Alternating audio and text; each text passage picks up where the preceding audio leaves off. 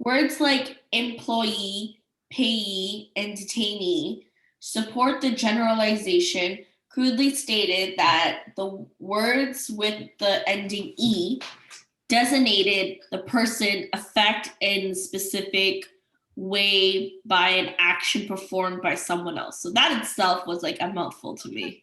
So what is that? Okay, so what is this saying? So let's really focus on like after the comma. Okay. So words ending with E means that the person the words ending with E, they're the person that is being affected by any sort of action Yeah, they're or the person being affected by someone else doing something, right? yeah. So if I am the employee, that means that like someone else is my employer, right? I am like Yeah. awesome. All right, so go ahead and read the next sentence. The word absentee seems to be a direct counterexample.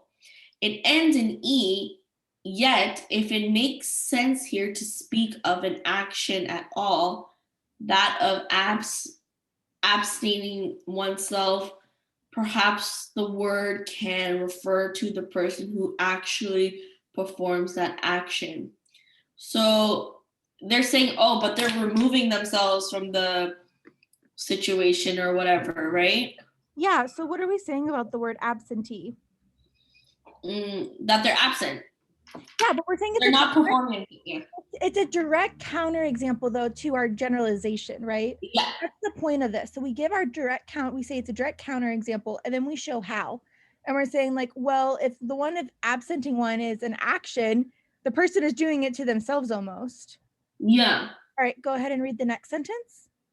Where am I? Clearly, however, putting forth the following resolves the impasse. If a word with ending E refers to one party in a two-party transaction, it refers to the party at which the other party's action is directed.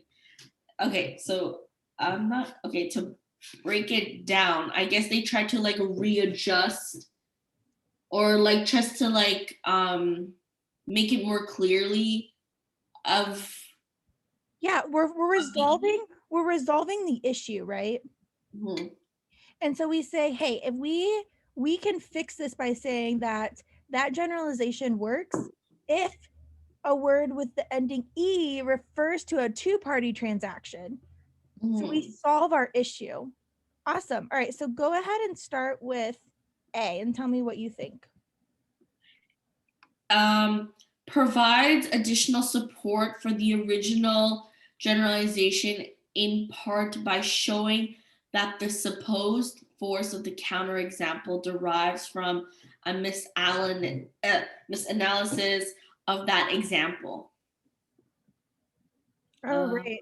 So, do we offer support for our original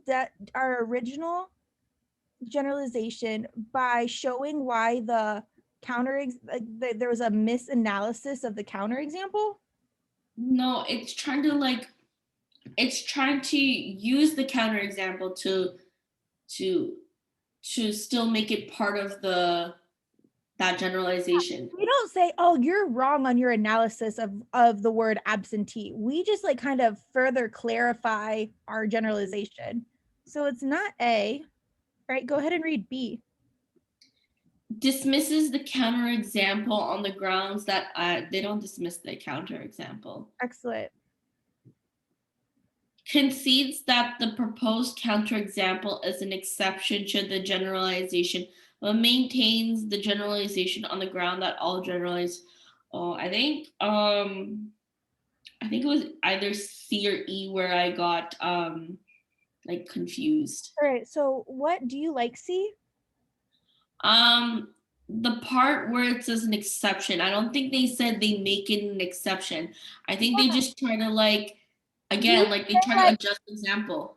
yeah, we don't say like all like it's not like I before E except after C. Like that's like I before E is a generalization, except after C is like an exception to the generalization, right? Yeah. We don't say yeah, but all generalizations have exceptions and we just have to let it go.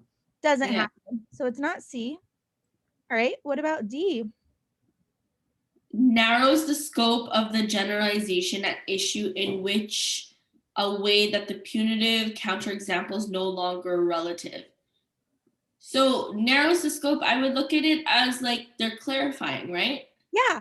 Do we kind of like bring the generalization kind of like smaller to make it more relevant to a specific clarification? Yeah. So the counterexample is like being like not minimized, but it's being more like No. clarified.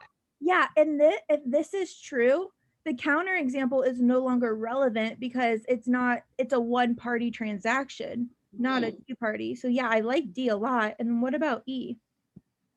Shows how replacing the notion of being affected in a specific way by an action with that of someone's action directed at oneself reveals the counterexample to be spurious. I don't even know what spurious means, but shows that replacing the notion of being affected in a specified way by an action with that of having someone actions directed at oneself. Oh yeah, no, we don't even show this. We don't. This isn't even the notion that we replace it with. Yeah. So yeah, that's definitely not what happens. So we're left with D. Excellent.